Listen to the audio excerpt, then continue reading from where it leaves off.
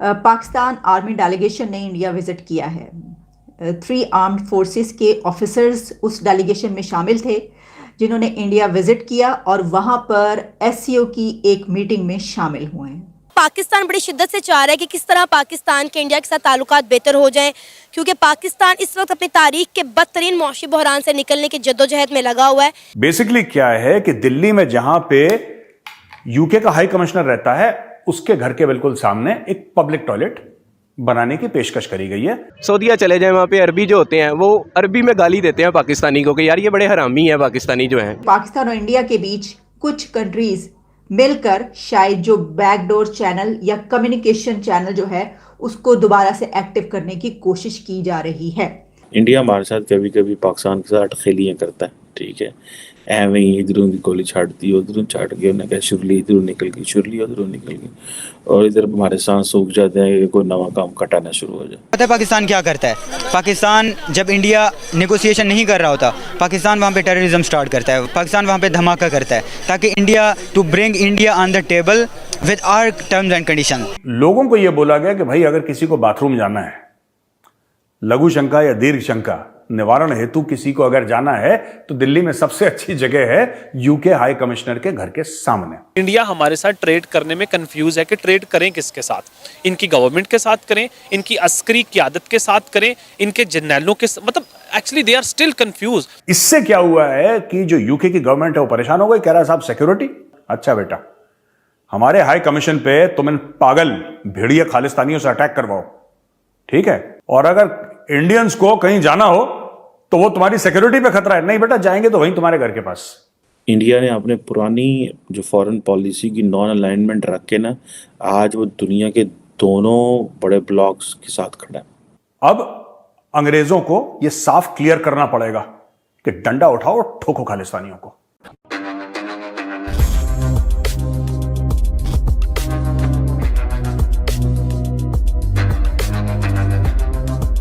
दोस्तों, भारत में कुछ ऐसा हुआ है जिसने पूरी दुनिया को हैरान कर दिया है। पाकिस्तान सेना अचानक दिल्ली पहुंच गई है। दोस्तों, आज पाकिस्तान सेना के प्रतिनिधि मंडल पूरे भारत आ चुके हैं और पाकिस्तान सेना के तीनों अंग नेवी, एयरफोर्स और आर्मी के प्रतिनिधि भारत में उपस्थित हैं।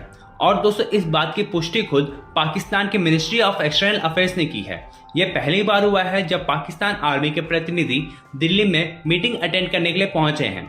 और दोस्तों, हैरानी वाली बात यह है कि कुछ दिन पहले ही पाकिस्तान के चीफ जस्टिस भारत आने से मना कर दिए थे और उनका कहना था कि जब तक भारत कश्मीर में आर्टिकल 370 वापस नहीं लगाता है तब तक पाकिस्तान भारत से बात नहीं करेगा।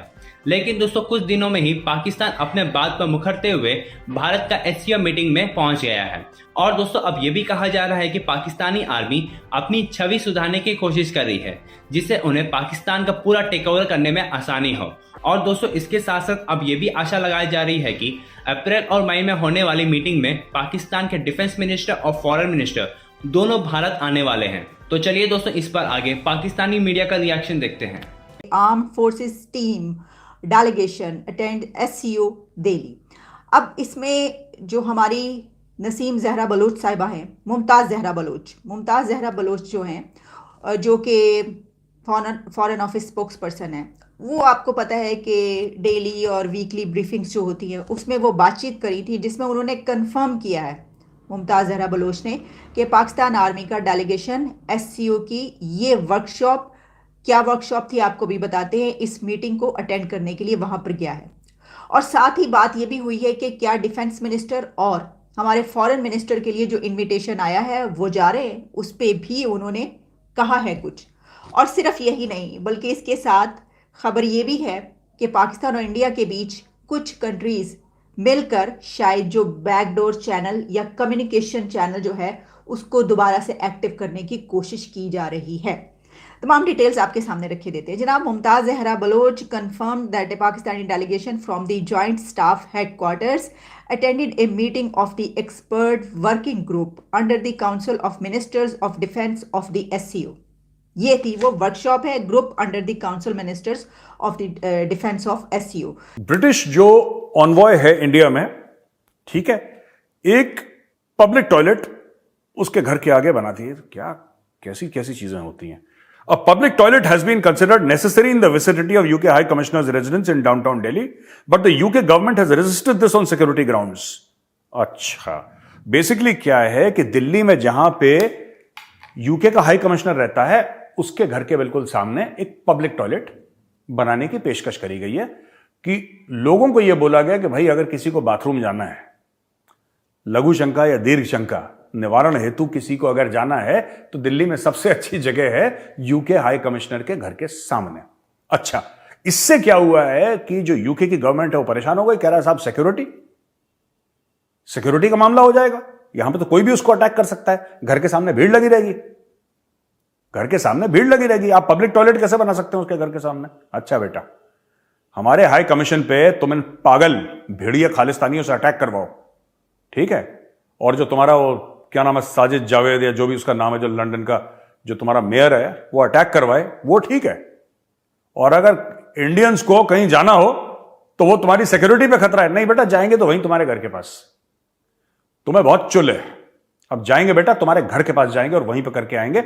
मैं तो कह रहा हूं बहुत बढ़िया कदम जिसने भी लिया है, बहुत बढ़िया बनाओ। मैं तो कह रहा हूं टॉयलेट का मॉल टाइप का बनाओ इसके घर के सामने, 15-20 टॉयलेट हो, ठीक है, और सबको पैसा दो कि जो यहां पे आएगा उसको पैसा नहीं देना पड़ेगा जैसे सुलभ शौचालय में दे रहा है, उसको पैसा मिलेगा, ठीक है। नंबर 1 का 100 रुपए, नंबर 2 का 200 रुपए, आओ लाइन लगाओ, पैसे कमाओ। 10,000 लोगों का मजमा वहां पे लगना चाहिए रोज, तब इनको पता लगेगा कि कैसा लगा हमारे हाई कमिश्नर को, जो यूके में बैठा है हमारा हाई कमिश्नर, उसको कैसा लगा होगा जब उन पागल खालिस्तानियों की भीड़ सामने आ गई, ठीक है। अब अंग्रेजों को यह साफ क्लियर करना पड़ेगा कि डंडा उठाओ और ठोको खालिस्तानियों को, वरना बेटा यहां पे तुम देखना भारत में इसका क्या रिस्पॉन्स होता है, ठीक है। यह हल्की सरकार नहीं है कि तुमने जो भी करो हमने बोला अच्छा जी कोई बात नहीं जी, कि तुसी तो गोरे हो तो कोई बात नहीं, आप लोग कर सकते हो, ऐसा कुछ नहीं है। टाइट कर देंगे तुम्हें बेटा, तुम्हारी चूड़ियां कसना शुरू कर दी मोदी जी ने।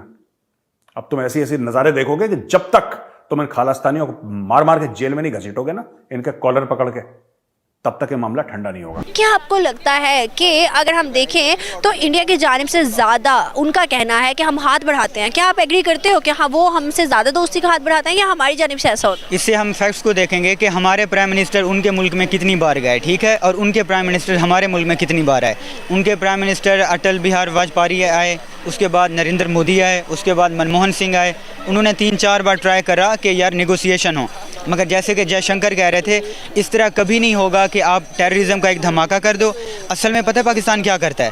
पाकिस्तान जब इंडिया निगोसिएशन नहीं कर रहा होता, पाकिस्तान वहाँ पे टेररिज्म स्टार्ट करता है, पाकिस्तान वहाँ पे धमाका करता है, ताकि India to bring India on the table with our terms and condition कि यार ये मानोगे तो फिर दहशतगर्दी नहीं होगी, ट्रेड भी होगा, ब्लैकमेल करना, अगर तुम ये नहीं मानोगे तो हम टेररिज्म स्टार्ट करते रहेंगे। ये पहले का एक दौर था।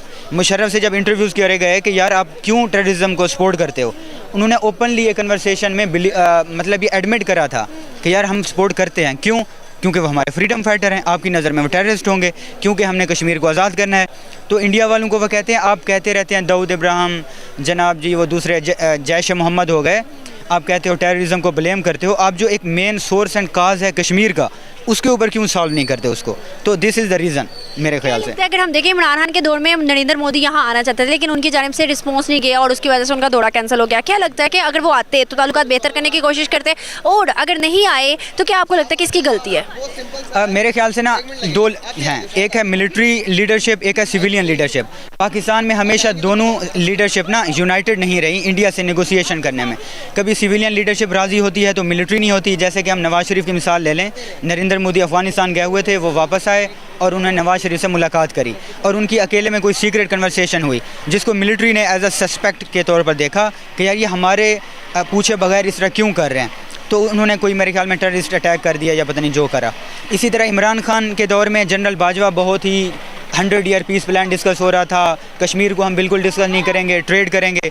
जनरल बाजवा बहुत ही डेमोक्रेटिक बंदा था, मगर इमरान खान की जो पॉलिटिक्स है ना वो सेक्रीफाइस हो जाती, क्योंकि आम जनता में ये कश्मीर को लेके 70 साल से इतना वो करा कि जो भी पार्टी ओपनली ये करेगी, जैसे नरेंद्र मोदी ने 370 आर्टिकल एब्रोगेट करा, तो फिर शाह महमूद कुरैशी, इमरान खान ये लोग नहीं माने।